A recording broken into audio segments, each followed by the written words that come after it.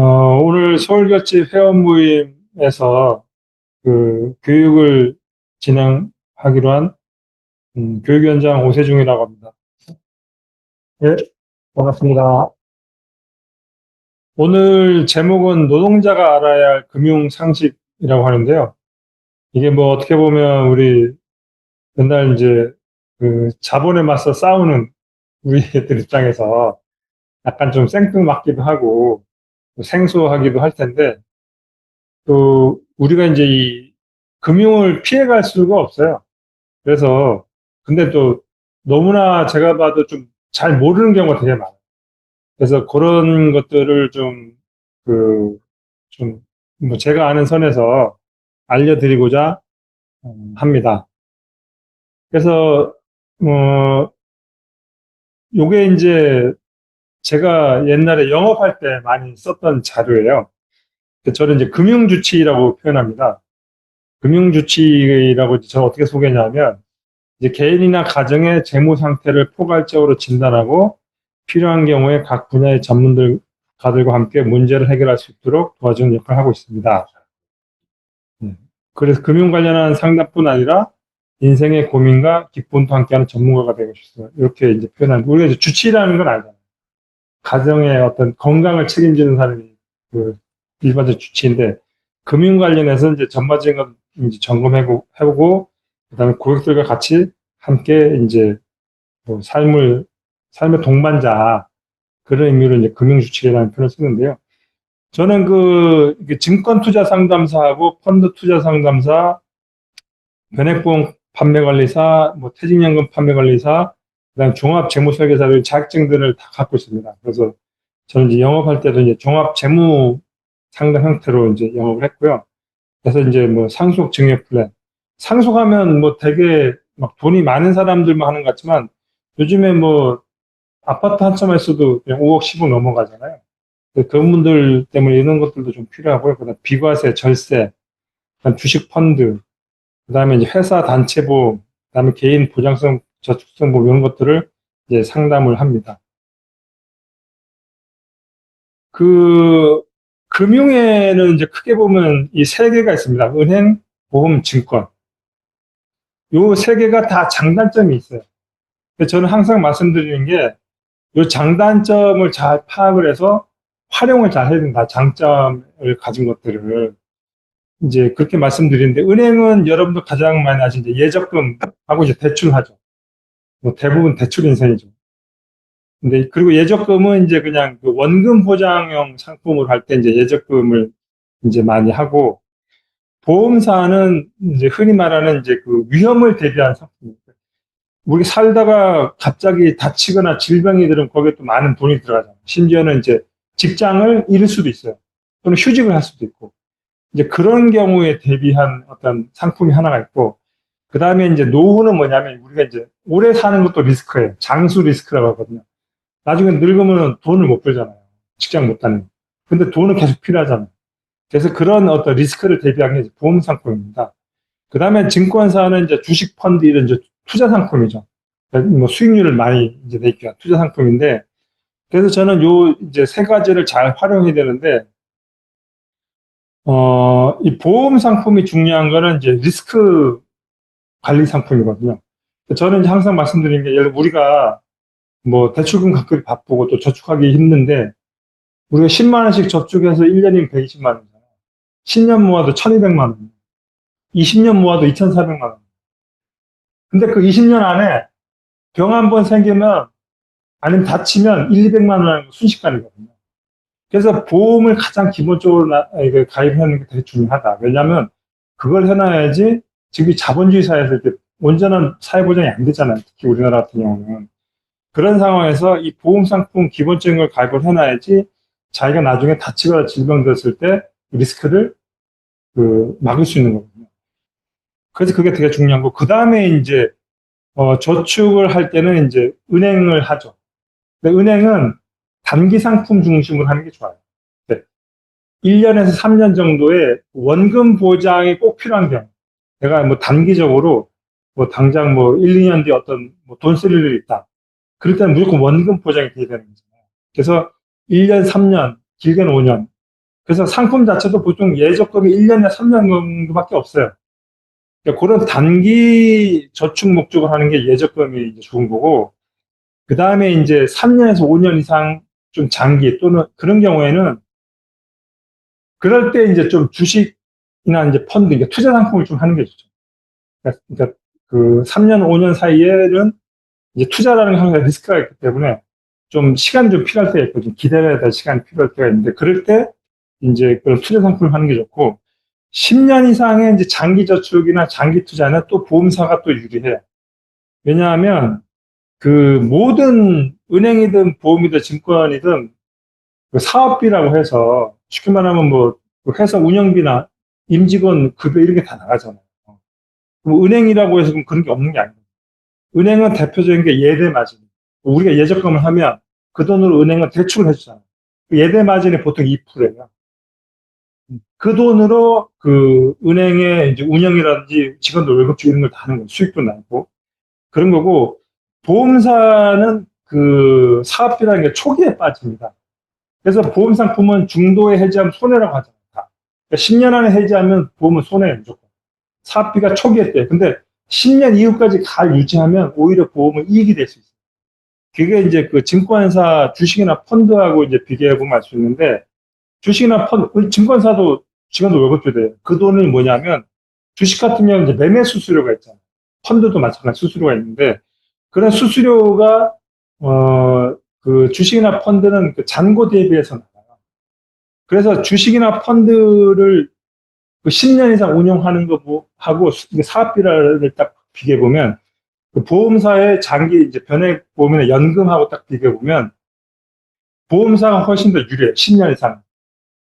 그렇기 때문에 이제 그 장기 저축 10년 이상의 연금, 대표적인 게 연금이죠. 이런 장기 저축은 오히려 보험사가 유리하고 그 10년 이내에 어떤 투자나 저축 이런 것들은 예적금이나 펀드, 주식 이런 게 더 유리하다. 이제 그렇게 말씀드릴 수 있습니다. 그 이제 뭐 대표적으로 이제 요즘 이제 주식 얘기가 많이 나오니까 이제 투자에 관심 많으셔서 제가 오늘은 좀 투자 중심으로 말씀을 드리고 싶은데요. 그 주식 하시는 분들은 제가 이제 이렇게 본인이 원하는 수익률을 이렇게 물어보면, 연수익률 몇 프로면 좋겠냐 물어보면, 뭐, 기본이 1, 20%에서 100%예요, 100%. 연수익률 100%예요. 근데 수익률은 높으면 높을수록 좋은 거죠. 근데 몇 프로에 만족하실 것 같아요? 예를 들어 연수익률 본인은 몇 프로면 만족하겠다는 건가요? 그쵸. 네. 그러니까 수익률은 높으면 높을수록 좋아요. 그게 근데 거기에 한정이 있어요. 그래서 그, 이 자본주의 사회다 보니까 이 욕심이 있습니다. 사람들 다 욕심이 있고 특히 돈에 대한 욕심이 있는데, 저는 그걸 버리라고 해요. 우리 이제 정부결집이 하시는 얘기가 뭐냐면, 우리 이유는 어디에서 생깁니까? 노동력에서 나옵니다. 예. 그러니까 제가 항상 얘기하는 게 세상에 공짜는 없습니다. 그러니까 열심히 일해서 돈 버는 게 최고예요, 항상. 열심히 일해서 돈을 벌어야지 어떤 데 투자해서 높은 수익률 내겠다는 것 자체가 저는 일단 그런 발상을 해서 잘못했다고. 그렇기 때문에 저는,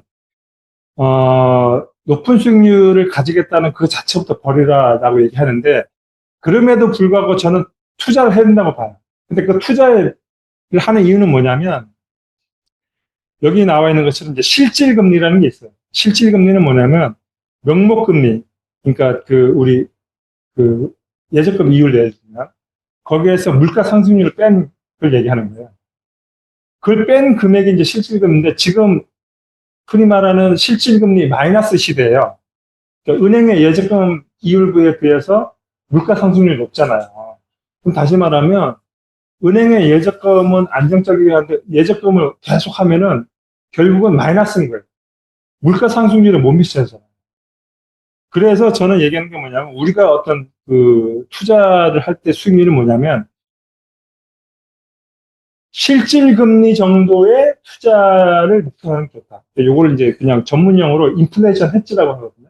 그러니까 인플레이션보다는 조금 더 높은 수익률 정도로 그거를 딱 목표로 해야지, 뭐, 높을수록 좋다. 뭐, 나는 연수익률 50%, 100% 원한다. 이런 것들은 굉장히 위험하고 허망하다는 거죠. 그래서 저는 투자를 할 때, 목표 수익률은 인플레이션 했지. 연수익률 5에서 10%가 딱 하시면 제일 좋아요. 그래서 그런 정도로 하시는 게 제일 좋다고 이제 말씀드립니다. 근데 이제 예적금을 해서는 그러니까 5에서 10% 이상이 안 나오잖아요. 그렇기 때문에, 투자를 하는 데 있어서 가장 소액을 할 수 있는 게 그냥, 주식이나 펀드인데, 좀 이따 말씀드리겠지만 저는 이제 펀드를 추천합니다. 그래서 이게 이제 또 주식 많이 하시니까 특히 요즘에 주가 많이 올라서 이제 주식에 대해서 좀 말씀드리면 2000년에 실제 미국에서 했대요. 개인들과 펀드 매니저와 원숭이의 그 투자 대회를 한 거죠. 원숭이는 그냥 다트 게임으로 이제 종목을 선정하는 거고 펀드 매니저는 자기가 알고 있는 지식을 했겠죠. 개인들은 이런저런 정보를 듣고 했겠죠. 그래서 여기서 누가 1등 했을까요? 한번 맞춰보십시오. 2등은 누가 했을까요? 수위가 나와가지고. 어떻게 생각하면 펀드 매니저 1등, 사람들이 2등, 원숭이가 3등 했을 것 같죠. 근데 결과는 원숭이가 1등 했습니다. 그리고 펀드 매니저가 2등 하고, 개인들은 3등 했어요. 왜냐하면 1등은 뭐냐면 그냥 쉽게 말하면 아무 생각 없이 그냥 찍은 게 1등이라는 거예요. 그리고 펀드 매니저는 나름대로 막 분석하고 했는데 펀드 매니저가 2등밖에 못했어요. 그 개인들은 왜 꼴찌냐? 개인들은 군중 심리에 되게 강하죠. 네? 막 오른다 하면 막 가고. 그 유명한 얘기 중에 그런 거 있어요. 증권사 객장에 애기 엄마가 애기 얻고 나오면 그때가 예, 이제 고점이다. 막 오를 때 막 꾹꾹 참고 있다가 막 너도나도 막 하니까 애기 엄마까지 나와서 나도 한번 해봐야지 하고 이제 증권사 찾아간다는 거예요. 그때가 이제 마지막이라는 거죠. 그런 얘기가 있는데 그러니까 그런 군중 심리에 많이 흔들려요, 개인들. 그래서 굉장히 위험하다라는 그러면 뭐가 중요할까요? 주식할 때. 흔들리지 않는 거? 요소군요. 흔히 말하는 이제 포트폴리오가 굉장히 중요해요. 포트폴리오가 왜 중요하냐면 이게 이제 이 자료인데 이게 이제 실제로 이제 미국에서 10년 동안 미국의 연기금 있잖아요. 우리나라 국민연금 비슷한 건데 그 연기금들의 수익률의 원인을 딱 분석을 해봤더니 그 수익률을 결정짓는 그 그 결정의 원인의 90% 이상이 자산 배분, 그러니까 포트폴리오를 어떻게 짜느냐가 수익률을 결정한다는 거예요. 거기에서 어떤 종목을 선정하는 이거는 5%도 안 돼요. 그러니까 아까 말한 펀드 매니저가 어떤 종목을 고르고 원수익인가 종목을 고르면은 그냥 5%밖에 영향을 안 미친다는 거예요. 수익에. 투자 시기 타이밍은 1.8%밖에 영향을 안 미쳐. 이거는 뭐냐면 투자 시기는 제일 좋은 건 쌀 때 사서 비쌀 때 팔면 제일 좋죠. 그거를 잘 맞추면 가장 높겠죠. 근데 이 얘기는 거꾸로 말하면 뭐냐면 이 시기를 가늠하는 게 가장 어렵다는 뜻이에요. 거꾸로. 타이밍을 선정하는 게 가장 어렵기 때문에 이렇게 영향력이 가장 적다는 의미입니다. 그런 거고. 그래서 이제 이 포트폴리오를 어떻게 하느냐. 가장 기본이 이거예요. 계란을 한 바구니에 담지 말라. 이런 얘기 많이 들어보죠. 그러니까 분산 투자예요, 분산 투자. 이게 이제 리스크 관리인데 계란을 한 바구니에 담으면 어떻게 됩니까? 뭐 실수로 떨어지면 다 깨지잖아요. 근데 나눠서 담아서 가면은 실수로 떨어뜨려도 나머지 두 개는 온전하다는 거예요. 그래서 이제 분산 투자가 중요한데 분산 투자를 할 때 또 중요한 게 뭐냐면 그 포트폴리오가 중요한데 제가 이제 상담하신 분 중에 이런 분이 있어요. 자기는 이제 펀드를 하는데 분산 투자를 했다는 거예요. 근데 제가 딱 봤더니 펀드가 종류는 한 뭐 5개 했어. 근데 다 소위 말하는 성장형 펀드를 한 거예요. 그러니까 펀드 중에도 뭐 성장형도 있고 뭐 혼합형 채권형도 있고 뭐 배당형도 있고 여러 가지가 있어요. 근데 성장형 주식으로 된 펀드인데 회사만 다 다른 거야. 그거는 분산 투자가 아니죠. 그러니까 여기 이제 있는 거죠. 서로 다르게 움직이는 자산을 넣어야 되는 거예요. 포트폴리오. 그래서 이제 제가 또 말씀드린 게 이제 흔히 말하는 이제 부자들이 돈을 벌잖아요. 돈이 돈 번다는 얘기를 하잖아요. 왜 그러냐면 돈이 많은 사람들은 한 100억 된다고 쳐봐요. 그 100억을 한 군데 몰빵할까요? 부동산에 몰빵할까요? 안 그래요. 그 사람들은 한 몇십억은 부동산하고 또 몇십억은 뭐 주식하고 또 뭐 금도 사고 막 이런 식으로 막 자연스럽게 자산을 나눠요, 대부분. 큰 돈이다 보니까. 그럼 어떻게 되냐면 모든 자산의 사이클이 다 달라요. 그러니까 주식이 오르락 내리락하는 사이클과 부동산이 오르락 내리락하는 사이클, 금이 오르락 내리락하는 사이클 다 다르단 말이에요. 그러니까 어떻게 되냐면 부자들은 예를 들면 부동산하고 주식하고 뭐 금을 샀어요. 근데 막 봤더니 뭐 최근처럼 뭐 주식이 막 올라. 그럼 이 사람들은 이제 어느 정도 수익 났다 싶으면 이제 뺀단 말이에요. 빼갖고 어디 부동산이 안 좋거나 그러면 그때 거기에 투자해요. 아니면 현금으로 그냥 놔둬요. 현금 자산. 그렇게 하다가 또 이게 시간이 지났어. 그러면 이제 주식이 뭐 올라갔다가 또 이제 폭락할 거 아니에요, 언제나. 계속 오르진 않단 말이에요. 폭락하면은 그때 주식을 또 사기도 하고, 부동산이 떨어지면 그때 부동산 또 사요. 그리고 또 이게 막 기다려. 그러다 보면 또 어느 날 금이 또 올라. 그러면 또 금 오른 거 어느 거 수익 났다 팔아. 또 그 돈 갖고 주식이나 부동산. 이렇게 되다 보니까 자연스럽게 돈 벌 효과가 나타나는 거예요. 근데 우리 일반 서민들은 어때요? 먹지. 뭘까? 막 겨우 막 모아서 한 돈 1,000만 원 모았어. 1,000만 원은 뭐 어디를 나가요? 예? 그러니까 어떻게 그냥 몰빵하잖아요. 주식에 몰빵하고 펀드 몰빵하고 부동산도 어떻게 해요? 겨우 한 1억 모아서 그러면 대출 깨갖고 그냥 부동산에 몰빵하잖아요. 이러다 보니까 이 사람들은 떨어지면 그냥 그대로 그냥 아웃인 거죠. 그렇기 때문에 저는 항상 얘기하는 게 큰 수익률 기대하지 말고 작은 돈이라도 나눠라라고 얘기해요. 그래서 적은 돈이지만 이렇게 좀 안정적인 기본적으로 항상 사람이 살다 보면 항상 돈이 필요할 때가 있어요. 그런 때를 위해서 항상 원금 보장형 상품이 꼭 필요해요. 예적금이든 아니면 요즘 CMA든 괜찮아요. 그런 예적금이나 CMA에서 항상 어느 정도 안정적인 자금도 놔두고 그다음 한 3년이나 5년 정도 어느 여유가 있으면 그때는 정치 펀드 같은 거 하고 또 그래서 돈이 좀 모아지면 그 다음에 이제 부동산을 하더라도 좀 이렇게 안정적으로 너무 과하게 대출하지 말고 이런 식으로 하시는 게 좋다고 항상 말씀드리죠.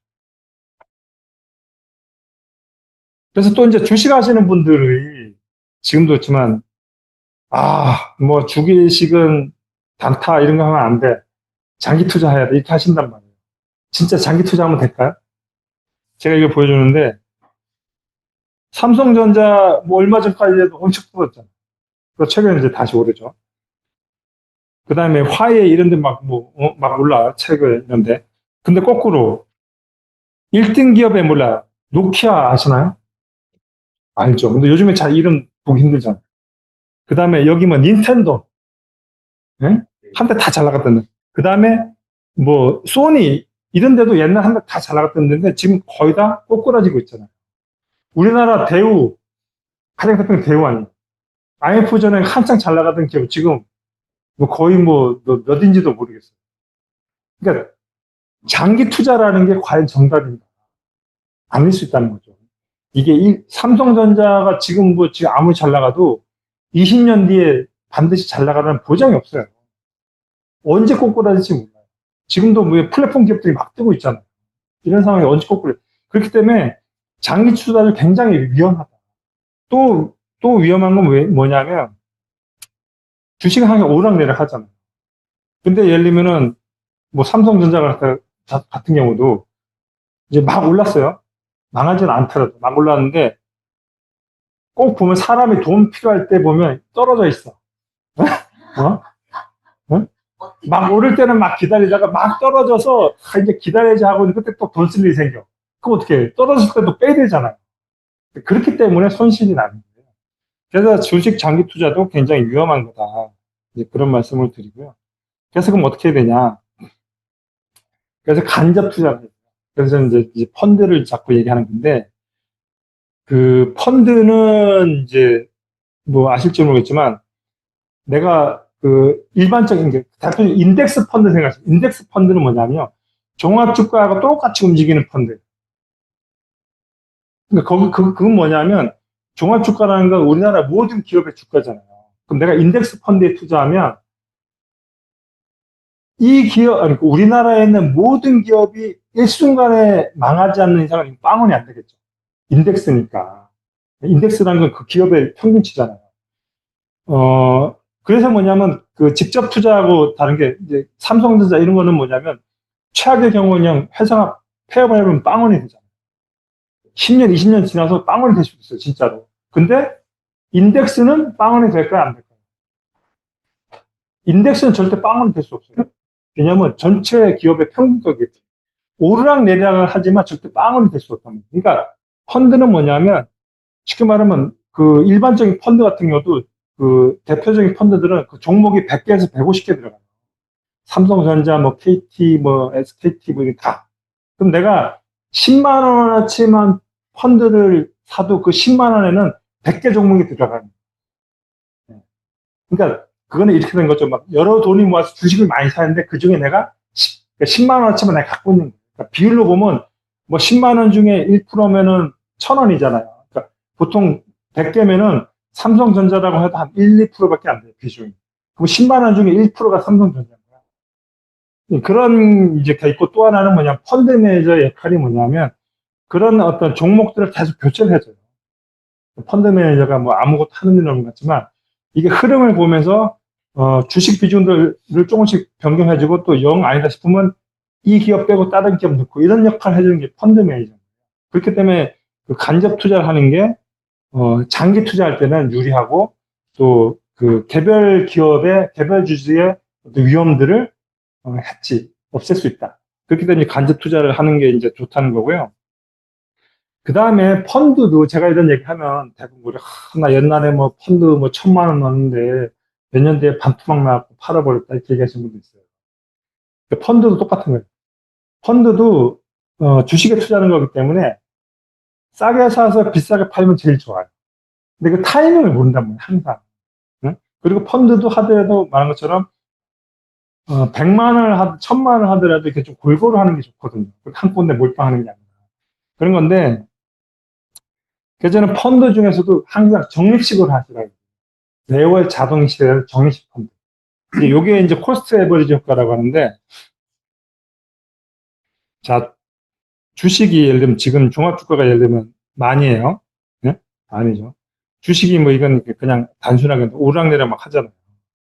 오락내락 하다가 다시 10,000원이 됐어요. 네?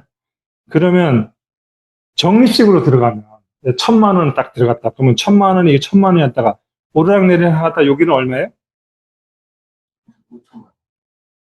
아니, 그러니까 이게, 아니, 이거, 1차, 2차, 이건 이제 제가, 내가 목돈을 1,000만 원을 여기다 이 시점에 1차라고 했으니까 예를 뭐, 5년 전에 넣었다.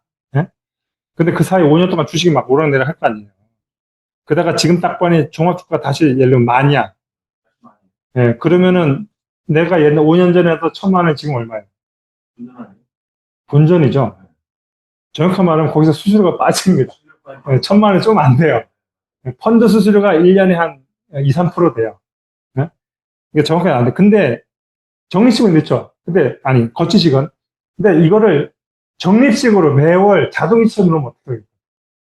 예를 들면 이때 1,000만 원을 한 달에 뭐 한 10만 원씩 계속 넣었어. 그럼 1년이면 뭐 120만 원, 5년이면 500만 원, 한 달에 20만 원씩 넣었어요.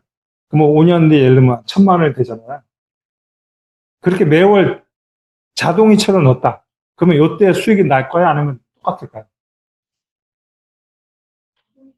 수익이 나오니까 금액이 커지니까. 금액이 큰 거 아니에요? 얼핏 생각하면 잘 모르겠죠. 그래서 이 시뮬레이션 한 게 있습니다. 여기 자, 일시에 목돈을 예를 들면 750만 원 넣었다 치면, 그 5차 지난 다음에 그냥 그대로 750만 원 수익률이 빵꾸예요. 근데 요거를 그냥 단순히 5번에 나눠 넣었다고 쳐봐요. 750만 원을 5번이면 150만 원씩 넣잖아요. 그러니까 여기다가 150만 원, 150만 원, 150만 원, 150만 원, 150 이렇게 넣었다는 뜻이에요.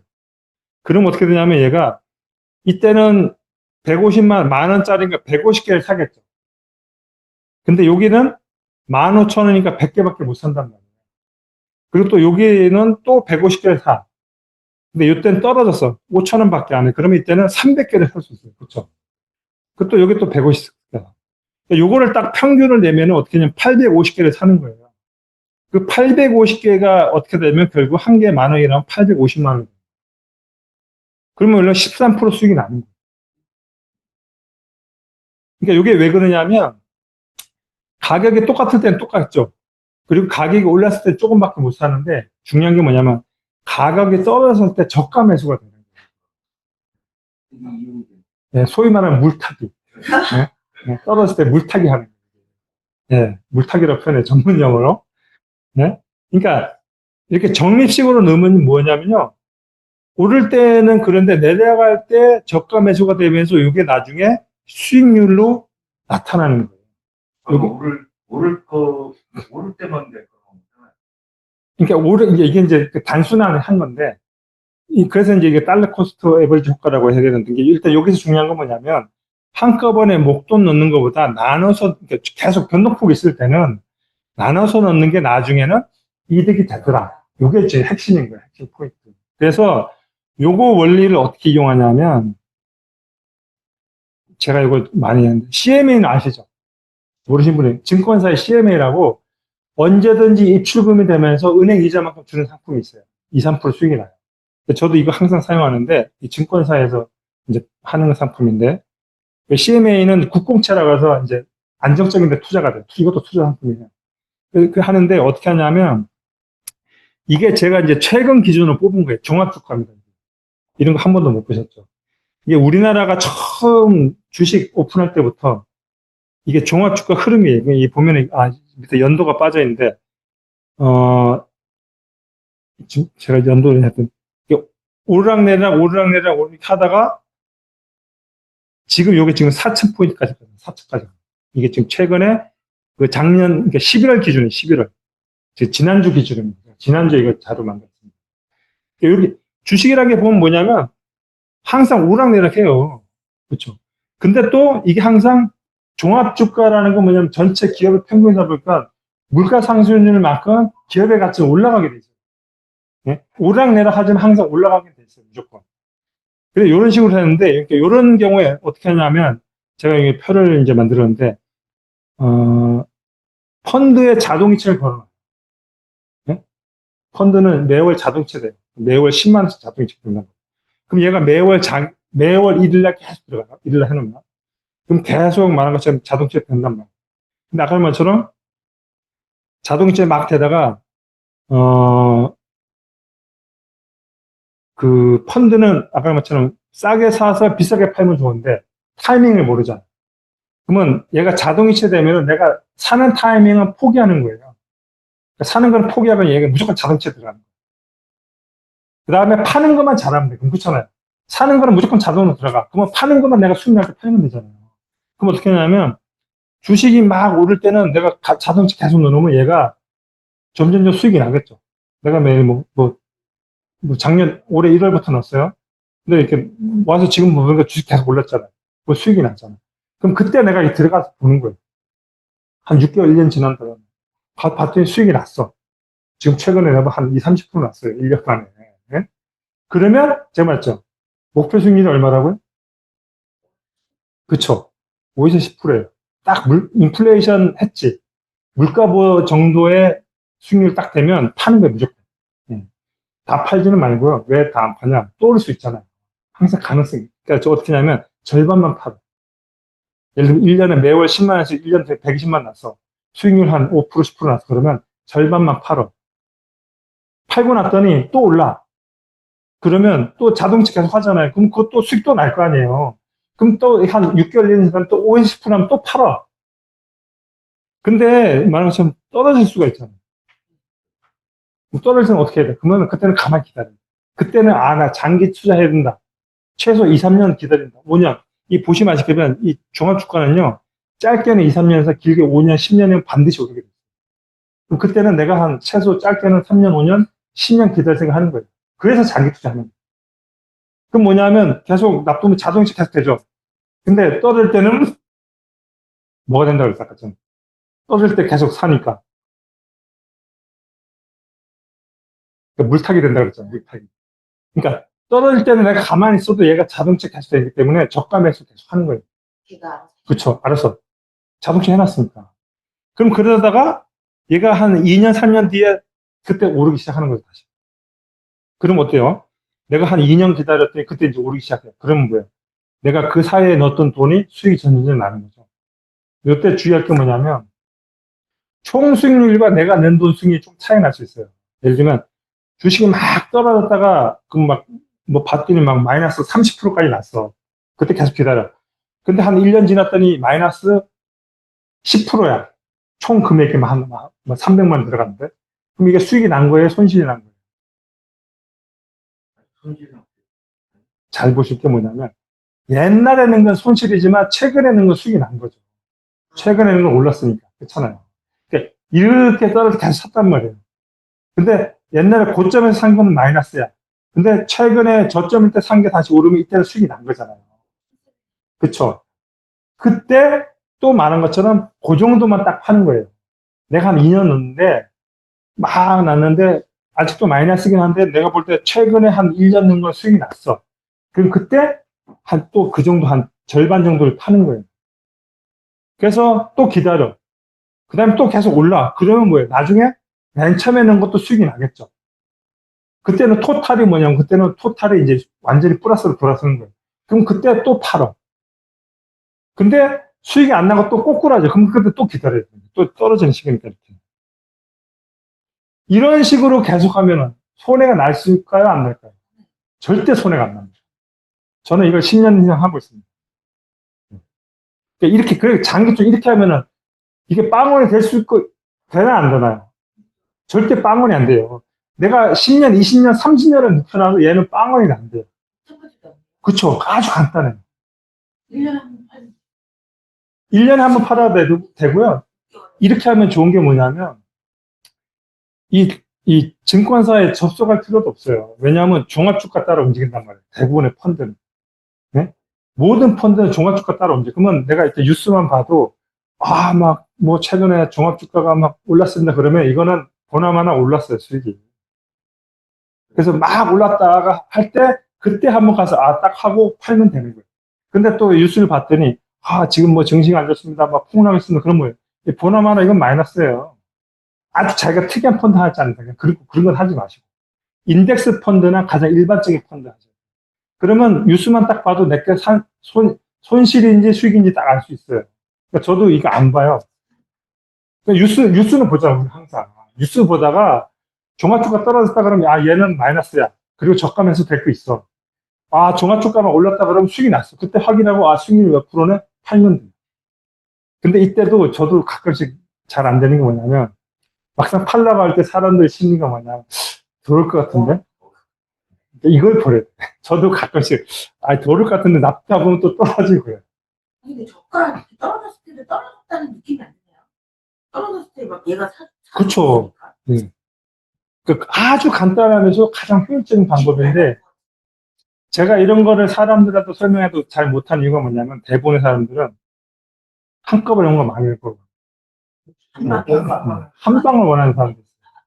그래서 저는 그런 욕심 버리고, 물가 상승 5에서 10%만 딱 그 목표 수익을 딱 잡고 이렇게만 꾸준히 하면은 은행 예적금보다 훨씬 낫다.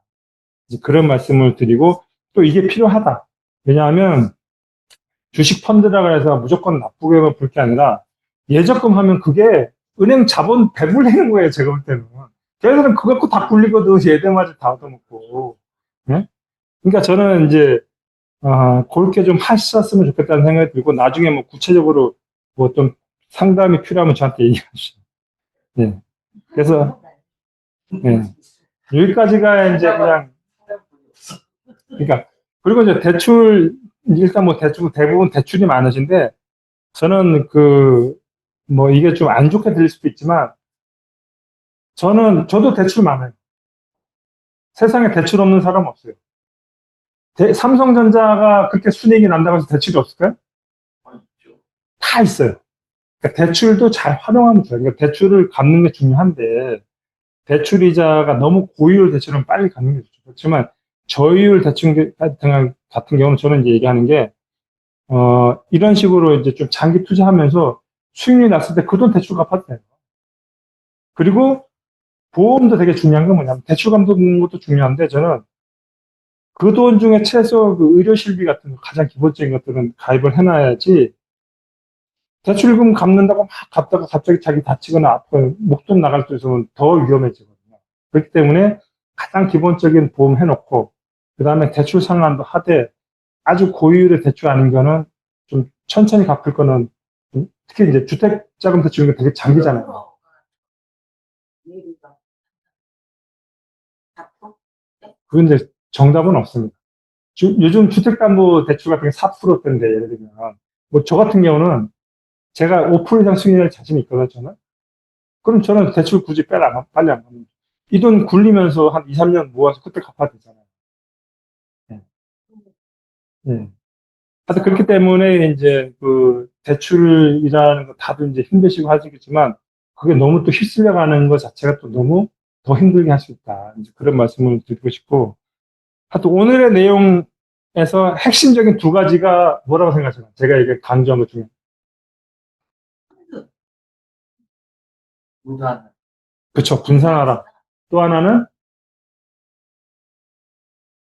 리스크 대비가, 그러니까 리스크 대비해서 참 그 분산하는 거고 또 하나는 뭐냐면 우리가 수익률은, 목표 수익률은 얼마로? 네, 인플레이션 했지. 인플레이션보다는 그냥 인플레이션 정도 또는 인플레이션보다 조금 높은 정도의 수익률을 목표로 하는 게 되게 중요하다. 이게 되게 핵심이에요. 그래서 저는 이것뿐만 아니라 살아가는 데 있어서도 리스크 해지가 되게 중요하거든요. 우리가 모든 일을 할 때 일단 저는 그 리스크 대비하는 게 되게 중요하다. 그래서 이제 그 세계 금융 상품 중에는 이제 보험 상품이 중요한 거고 투자할 때도 리스크가 되게 중요한 거고 살아가는 데 있어서 항상 리스크 대비를 먼저 해놓고 그다음에 뭔가 하는 게 중요하다. 이제 그런 말씀을 드리면서 오늘 강의를 마치겠습니다. 감사합니다.